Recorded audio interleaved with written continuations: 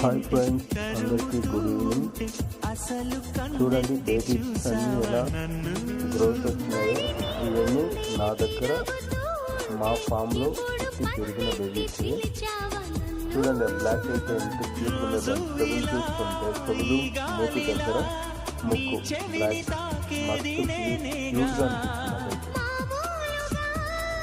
ఇంకా చాలా బేబీస్ ఉన్నాయండి. అన్నీ తీసుకొని అక్కడ పెట్టుకోలేకపోయాను. అన్నీ వెళ్ళిపోతున్నాయి, ఒక్కటి కూడా దగ్గర ఉండడం లేదు.